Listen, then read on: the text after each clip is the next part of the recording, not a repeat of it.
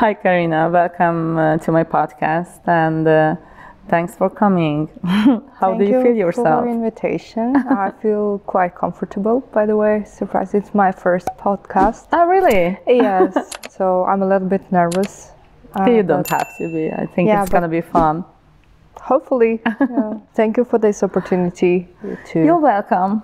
Let me speak out, because for all this time since I doing this business, I guess I already formed my ideas, and there is something to say at this point, I guess. Okay. First of all, I have something for you. It's a gift. Sir Edmund gin. It's a bourbon vanilla flavored gin. I think it's really good for cocktails or Nice. whatever. For when you have friends at home. I like vanilla flavor. Ah, that's good. Thank you very much. You're welcome. I didn't expect the presents. Very sweet of you. That's good. I definitely try it. Have fun with that. Köszönjük, Mr. Alkohol! So, where are you coming from to my podcast? Well, originally I coming from east of Ukraine. I was born and grew up there.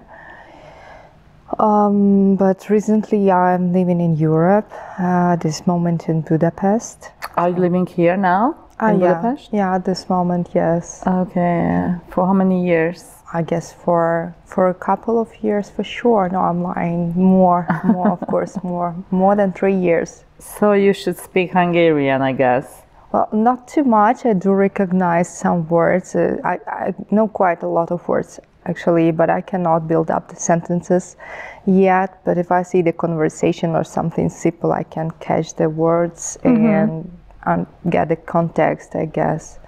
I mean, your language is quite challenging, which underlines the unique identity of your country, but a little bit complicated. But I don't mind challenges anyway, so I hope I can speak soon Hungarian, maybe. So do you know some words in Hungarian? Can you tell me something in Hungarian? Jó estét! Jó estét! Konyha, bor, víz, The most important things, konyha, bor, víz. Ház, lány. Yeah. And just simple words. I know quite a lot of products from a supermarket because I used to go to open air market to communicate to people sometimes, so I need to buy. So you grew up in the East of Ukraine. Yeah. Ukraine, I grew up there. Yeah, okay. And how was the small Karina as a kid? When I was 6 years old, my mom took me to ballroom dance free trial class. And after first lesson, they have a chat with the teacher. And we have to mention it was 90s, rebel 90s, quite depressive period for many people. Okay. And my mom said that we have to leave this idea because we cannot afford the classes because it's quite expensive kind of sport. I was very disappointed at that moment and very upset, but then I got to musical school, so I mean my upbringing was quite creative. I had some background connected with the music and dances. I was upset because of that reason that I could not be a dancer. But when I was 18, I went to a strip club. So dreams come true. Do you mean performing or just visiting? No, first, how did I get there? We were hanging out with the friends. Okay. And when I saw the girl coming on the stage, I was mesmerized by her movements. And I decided that, wow, it's so cool. I want to do the same. I mean, I want to move the same. Like, I didn't have a purpose to work as a stripper, in fact. I just wanted to gain some skills of seduction, to move sexy, and to impress my potential boyfriend. So that was the idea initially. How old were you? Sorry. I was 18. 18, okay. Yeah. And the day after I came to the club and I said, look, at that point we didn't have studios like a pole dance.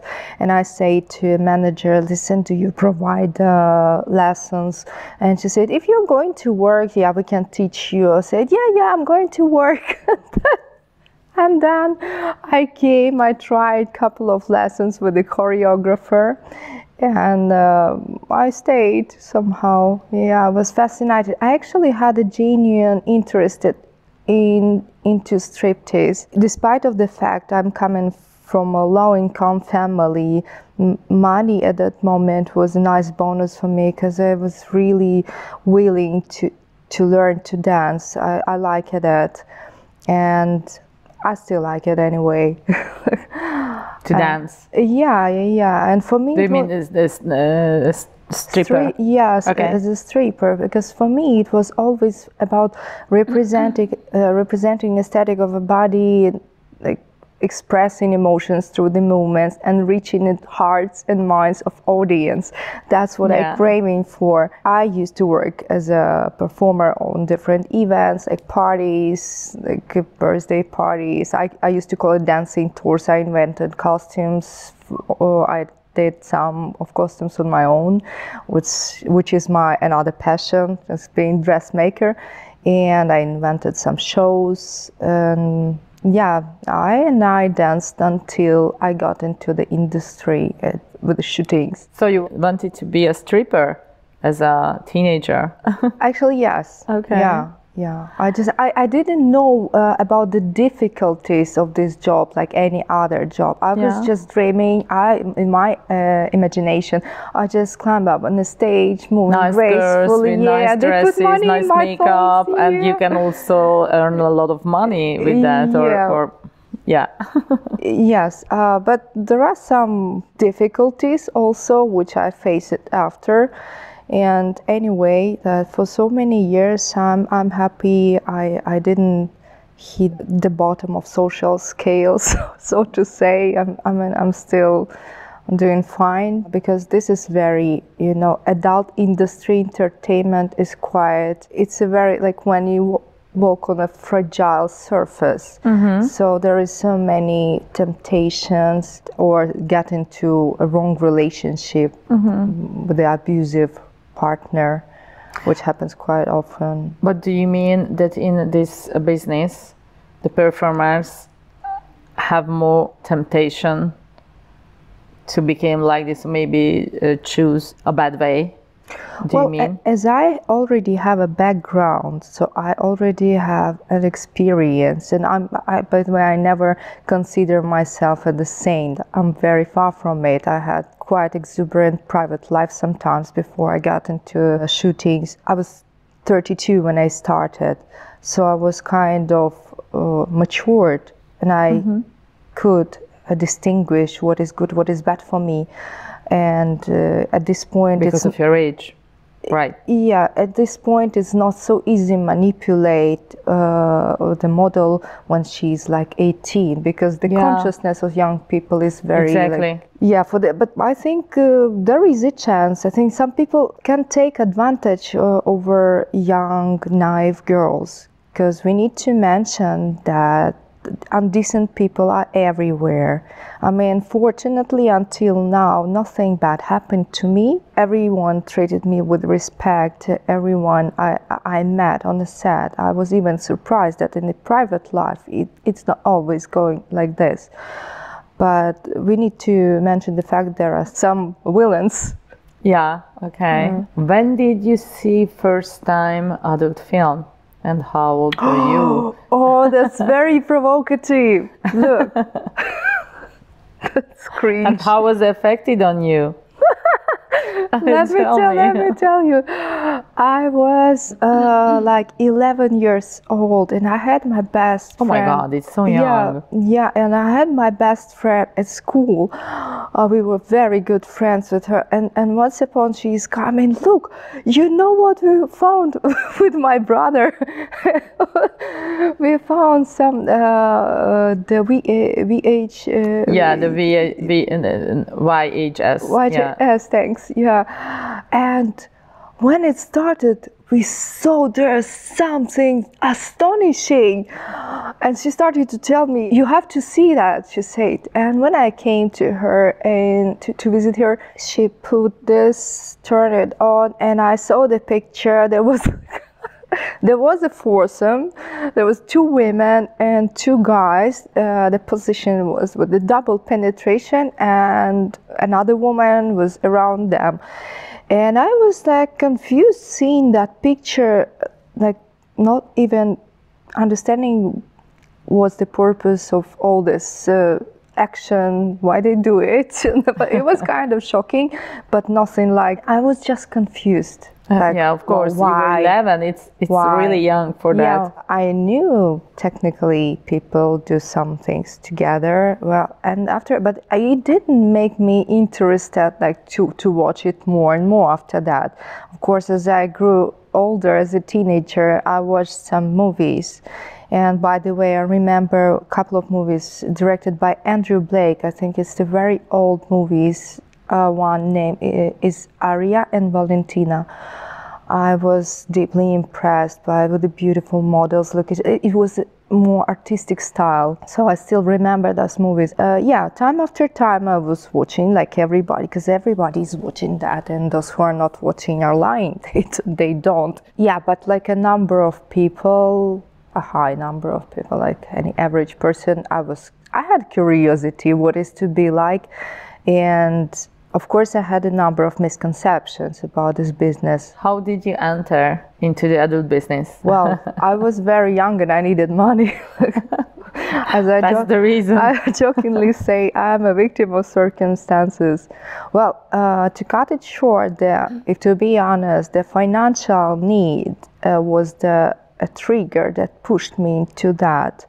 That was like a last point. But where the story begins, in 2019, I met a performer in Ukraine. She's quite recognizable these days in Ukraine. Can I say? Yeah, of course. Her name is it Josephine Jackson? Yeah, and I had a chance to meet her, and I asked her everything I was interested in. I could not lose this opportunity.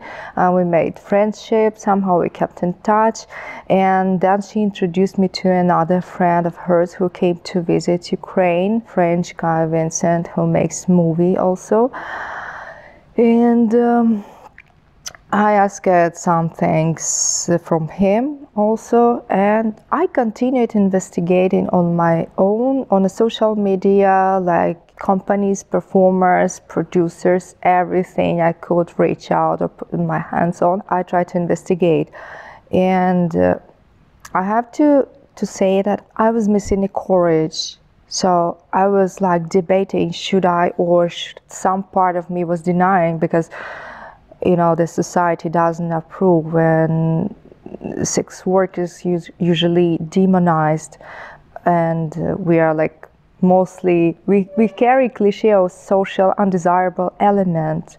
That's the point. I was still considering this. So, okay, if I go just in case of emergency, so it's going to be like a plan B in case if something happens, or like I'd be in a very difficult financial situation, and the time has come. Yeah, I decided, I gave myself a week. I started to realize that I'm not managing with my bills, like financially struggling, and I need to do something urgently. And I gave myself a week to think it over, like soberly evaluate the situation, the risks, the consequences, that my further life, possible further life after that. And I came to conclusion that I can handle it. So I arrived to Budapest to my new friend Vincent, who is my family now. I'm actually very happy about the fact I have my friends around me, because it helped, their advices and this support helped me to avoid a number of terrible mistakes due to ignorance. Because when you start something new, even if you are not a teenager, if you know the life a little bit, you still have a risk to do the wrong things. Yeah, and I was very insecure and always asking people. I took it with a very excessive responsibility, and then I decided that I'll do it. Okay. I mean, it was not a carefree mind decision. Like, I was very serious about this. How was your first scene? Oh, my first scene, it was a timeless classic. It was casting. I guess it was seen with the naked eye that I was very nervous and anxious. We met a few times before and just discussed the things, how it's supposed to be, just to make everything as much as possible comfortable for me. So the shooting happened. I mean, everything was good. I was treated with respect. We did as we agreed. Everything according to negotiation, because we also signed a contract, all the documents, pre-interview, post-interview, if everything is okay. But I still had a very strange feeling after that. At that moment, I realized that it has absolutely nothing in common with the intimacy in the private life. I mean, the experience I had before, and like, we had this kind of fun with the boyfriend, like doing home video, but it's absolutely different. It's completely different. You cannot compare, absolutely. Even if the style is more like amateur, not cinematic, it still feels different. I mean, personally for me, maybe someone is experiencing something like a private life, but for me, no. I mean, I can't overcome this. But did you enjoy it, or you were maybe more nervous and you just I think went with the flow? I mean, I think I was more nervous. I mean, I cannot say like I enjoyed it. Like I enjoyed with a man I really love, but it was what it was. Not the worst. Believe me, it was not the worst sex in my life, actually. I mean, when you're waking up and the guy even never called, never asked, how are you? I mean, I did my job. We negotiate, we discuss the things according to each detail. So I cannot complain, like nothing terrible happened. Like on the way of the shooting, like the first day, I was thinking, oh my God, my life is broken. Like, no, I'm alive, everything's fine. Like, but it was not so scary as I suppose it's going to be. And how do you feel yourself now in the business? Does something changed, or now do you like what you are doing, or still because of you earn good money? Well, good money, I mean, less or more. It depends on the way of perception. It's a holistic question, but definitely much better than if I would do other job, even much better when I'm doing dancing. Were you dancing before? Yeah. Yeah, but I'm still dancing sometimes when I have opportunity, but less often. Or I go just to a pole dance studio for workout just because I like it. But when it comes to the money, yeah, of course, in the shooting I can make more. It's not that bad as I thought from beginning, and I would say rather like it than no, just for a reason that surprisingly people are even much more kind, much more respectful than on any other jobs ever. And for this reason, I guess, it took me around 3 years to feel more comfortable, to get familiar with the details, with the people, with algorithm of actions. And now showing up in the set, I'm not feeling like the very first time of first year, like shaking and with the thoughts what I got to do. I'm more calm, like everything's fine. I know what to expect. People around me, they know what to expect from me. So everything is like smooth. When did you start to work in the business? Almost around 4 years ago. Do you still prefer to dance? So if you would have more job in dancing or pole dancing, you would choose this, I guess. Dancing is more like, like a first love. Like your expression, how you can express yourself, exactly. Yeah, I think that in this way. It's also because I know how to do it. I dedicate to it so many years, so it definitely has a big value to me. About the shooting, it's quite fascinating. It's very interesting to observe how that the whole team, not only performers, turn the content into recurrent masterpiece. I mean, I'm not talking about all kinds of content because this industry is very different.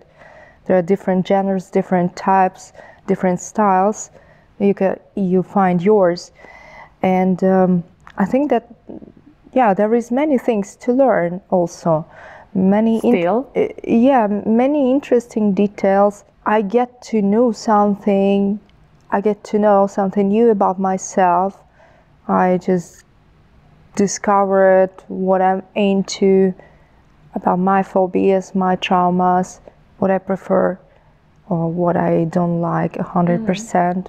I think it affected me somehow anyway. So I mean, I don't want underestimate importance of this phase in my life.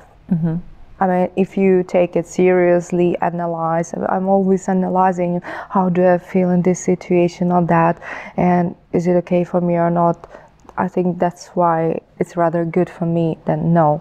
And what was the most extreme situation or shooting or location when you have ever shot? Oh yes, I just thought back about one situation. Before working for this company, I just found them on social media, and I was thinking, oh my gosh, how is it even possible? What a sick bastard is doing this thing. And once upon, when I show up on the set, in my case it was solo, I started to understand there's something related to that video. And I said, look, you are guys who doing this? They say, yes. And I was so shocked and surprised. Everyone is super nice and friendly. Everyone is polite. The guys so good looking, neat and tidy, like well groomed and well dressed. I could not even imagine that these guys are doing this, like producing this kind of movies. But I think there is a big audience for this product. So the point is, it's extremely dirty. Like the shooting was about fetish. They used to call it fetish, but for me it seemed to be like mental disorder, something about like people who have Diogen syndrome. So everything is messy around, like do you mean the surrounding? Yeah. My bed, for example, the table, there is bunch of dirty stuffs, and I do like crazy things, like in a boot, and like I have to drink it. Of course, they trick it, everything. Yeah, of course, they just pretending. Yeah, but I think that it's possible if somebody prefers for real, but who knows? Well, anyway, it was extremely funny actually during process, but in fact an output that looks obnoxious. Yeah, so it was very interesting and amusingly. But I was a little bit sad because of fact it's not only a fantasy. I witnessed that people really live like that. Yeah, so that made me a little bit sad about this situation. But if you ask me, would I work with these guys? More definitely, yes, because it was fun. So sorry. So it was fun for you, actually. It was funny. Yeah, I know that my image would be probably ruined. Like, I mean, wait, what image we are talking about? I think I don't have an image as such. I mean, not yet, but mostly I prefer like glamcore, softcore, something with the taste of elegance, you know. Yeah. and at this point I just fall so down, you know, squeezing tomato against the mirror and then lick it. It was totally opposite. Yeah. Anyway, it is what it is. I mean, I don't complain as long as nobody treat me bad. We can experiment. What is your success in your career? What do you think about yourself? Honestly, I don't think I'm kind of successful in some way, but just due to my way, you should be successful, I think, in the business, No, I right? don't. Well, I don't have any awards, but yeah, there is a space for everyone on the market. So someone prefer to book me or to work with me, I guess. Maybe as someone's type, or I'm suitable for a certain production. So I guess it is kind of success. Oh, wait, by the way, I thought back one thing. I remember when I started, just in a few months, I was invited for shooting for Brothers. Yeah, and my friends said that it's very good because some models are waiting for like years probably, and I felt like, wow, I'm so lucky. I'd probably say I feel more lucky than successful. So far, I don't have any awards or achievement. Why did they call you? What do you think? I guess just because I was suitable, like with my appearance, like maybe because they have a passion for silicone boobs, because I have implants. Because you're a good-looking girl, you're nice, beautiful. Well, yes, I think I arrived into industry with a certain type of appearance. Like I'm more into category MILF, and as far as I know, MILFs are quite popular nowadays. So it's very like Are they more popular in these days than before, a couple of years ago? I checked the statistic on Pornhub, and there is there are MILFs are on the top. Hentai MILFs and anal, I think, the three leading positions. This is what I saw in a statistic recently. So maybe for this reason, I don't know, but I think anyway. I mean, I feel like there is many things to learn and improve myself. The sky is not limit. I think people often wondering behind the scenes. So, do you have a good life, good living, working in this business? Since I started to work in this business, my circle was quite limited before, but now it's even more limited. So I mean, I keep my friends who I know before entering the business.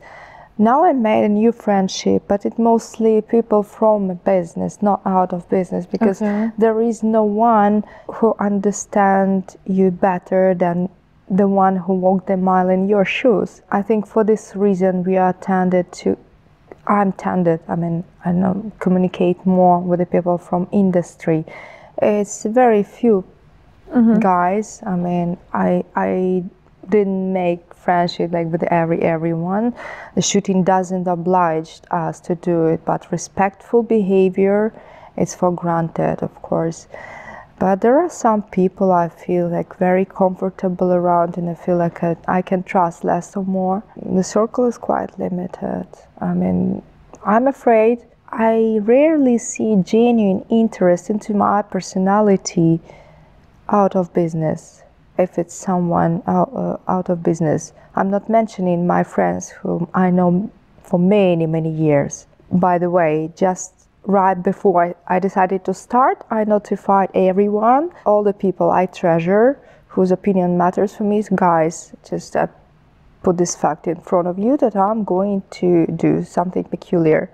So you decide if you want to keep this friendship or no, and they accepted, with the understanding.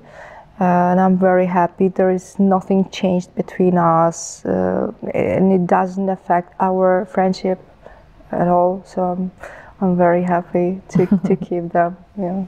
But do you have more friends from the business? Yeah, nowadays, yeah, I get familiar with some guys. I'm absolutely comfortable. I mean, I don't need to entertain them with their telling what is this industry like. Yeah, you don't have to explain actually what you are doing and what kind of business that you are get involved. Because everyone is mostly focused on this, especially on their job. Yeah. Yeah, and we just discussing normal things like just regular Like other people when they're speaking about. I mean, yeah, there is nothing special about us. We are regular people, live human being. That's it. We have the same problems, the same needs like the others. We just, our job is a little bit peculiar for someone with its own characteristics, with its advantages and disadvantages. But it's still a work. So sex work is work. That's what I mean. Yeah, I agree with that. Does your family and your old friends or well, my old friends from your childhood, do they know what you are doing? And you well, there is a moment to put the accent on. I inform people who matters for me. One of them, for example, is not a friend of childhood, but he's a very good friend of mine. We met when I was 18, and he did really a lot for me. He's just like my family, so he's important to me, and his opinion matters. And I told him, I had friends in school.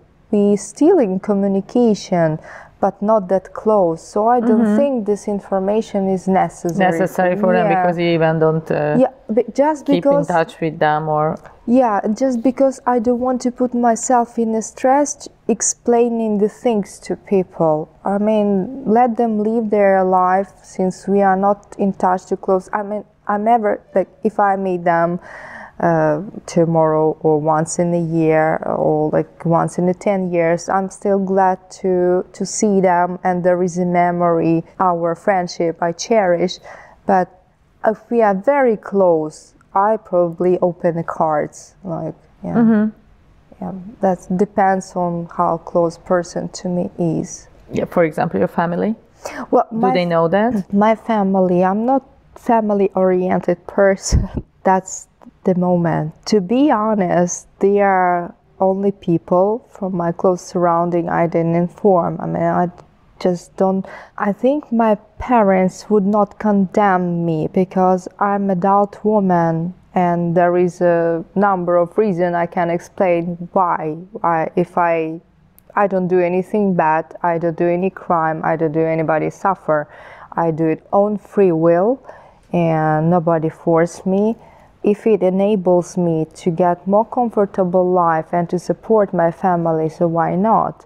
But if I need to compromise with my own comfort sometimes, like in order to gain the income, so it's my concern. I mean, it's my decision, but I just don't want to make them upset, like with the fact they're probably bad parents. Just don't want to make them think this way. But anyway, maybe it just make me anxious when I start thinking about it. 100% I'm sure they would not condemn, they would not say anything against of it. Like, it's your decision because you are an adult woman, you do what you do. Just a little bit, that feeling inside, there's not something like they want me to be, probably because of this reason. And of course I don't want to do coming out amongst all my relatives and family, because you know how people are, they just searching for opportunity to pinch you somehow to yeah. So they don't know that till now, or you I don't hope know? so. I mean, I didn't. So you have never spoken about with them? No, about this, not. I'm not lying. Like, if they ask me straight. Yeah, of course. I you say have yes, never spoken with them. I mean, about this. Honestly, no. Honestly, no. So yeah, it's not lying. If they would ask you straight, yeah. But even with the other people, I mean, the other people, they are not close to me, like some outside, somebody at work, like, or if I go in a club, for example, somebody can recognize me. And I had the situation when the manager said, "Oh, why you didn't say? Come on, why it is bothering you what I do in my own private life? I have my reputation, I do my job here in a club, and nobody complains." And it seems like you are happy, guys, that I'm here. Why do you care what I do somewhere like out of this premises? I mean, like, you know, that reaction was like they work in a church, you know. I'm sorry to say that, or a library. I don't promote myself. I mean, if they ask, I say I do not deny this fact. Yes, me, like, okay. But if they don't ask, I don't say anything. I keep doing what I do. Yeah, of course, you're right. Just for a reason, the fame, popularity is a big stress. Not everyone can endure this ordeal. It's not for everyone. So probably at this point, this is not what I need. You know, to being recognizable. Because I mean, I have enough stress in my life. So why do I? I want to avoid that extra attention. I think everyone wants to avoid to be stressed or stressed. Somebody likes attention. Yeah, there are some people who are aiming the fame. They want to be recognizable. They want to push themselves into any conceivable media or platform. Because it's somehow, yeah, when you're recognized by people, when you get acknowledged, it raises your self-esteem and it gives the energy to live, I guess. But not for me, not at this moment. Maybe later, we will see, I don't know. But so far, it's a little bit not necessary, I guess. If you could go back in time, would you change anything in your life or in career? Well, in a career, no. Basically, I was thinking about it many times, and I can say that basically I made decisions like thinking thoroughly before, and there is nothing I could change. Like I realized I did something wrong. I always made decision on my own. I could listen to some advices, but there is no one to blame. And I knew what I'm getting into before I step into something. It doesn't matter, is it educational process or choosing any job. Another thing is about relationship and partner. Yeah, I would be in this field, so to say. I regret of being a little bit naive. Yeah, so I would not trust a man. And yeah, I have trust issues with a man. Yeah, that's the only thing I regret about trusting or just opening myself to those who didn't deserve. That's my drama, little drama. Well, but I think it's already finished, fortunately, right? They think that you had a bad choice with this guy, or? No, now of course I'm more careful. You know, I just get feeling sometimes that I do not even interested to get into something, you know, like going on a date, telling the same things like I used to tell before. I'm exhausted. I just want somebody who, like all of us, we want unconditional love and acceptance. And I don't want to pretend someone I'm not, like being someone I'm not. I just want to be myself.